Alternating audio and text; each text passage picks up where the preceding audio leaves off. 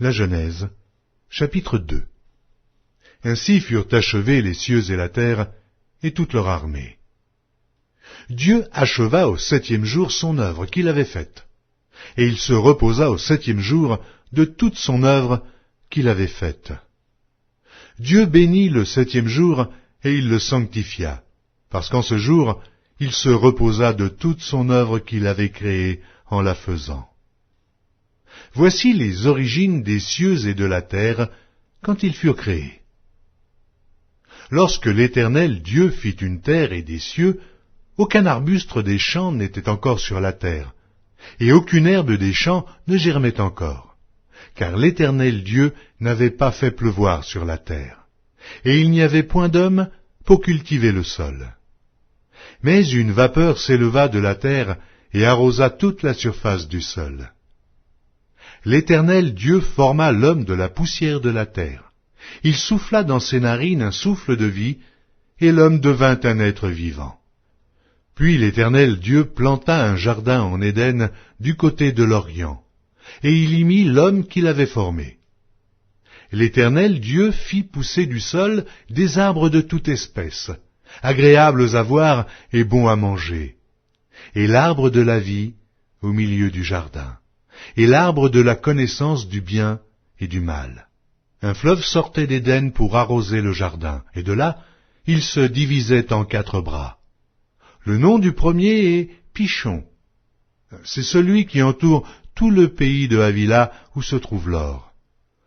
L'or de ce pays est pur.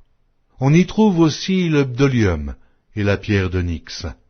Le nom du second fleuve est Gihon. C'est celui qui entoure tout le pays de Cush. Le nom du troisième est Hiddekel. C'est celui qui coule à l'orient de la Syrie. Le 4e fleuve, c'est l'Euphrate. L'Éternel Dieu prit l'homme et le plaça dans le jardin d'Éden pour le cultiver et pour le garder. Et l'Éternel Dieu donna cet ordre à l'homme.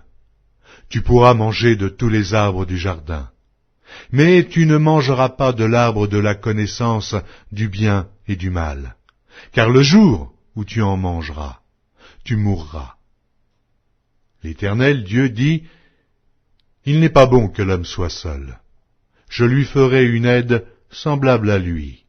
L'Éternel Dieu forma de la terre tous les animaux des champs et tous les oiseaux du ciel, et il les fit venir vers l'homme pour voir comment il les appellerait, et afin que tout être vivant portât le nom que lui donnerait l'homme.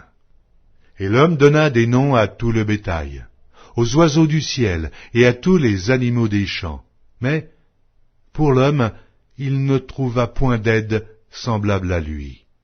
Alors l'Éternel Dieu fit tomber un profond sommeil sur l'homme qui s'endormit.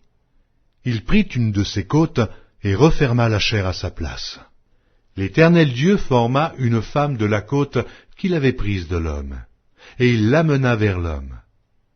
Et l'homme dit, voici cette fois celle qui est os de mes os et chair de ma chair.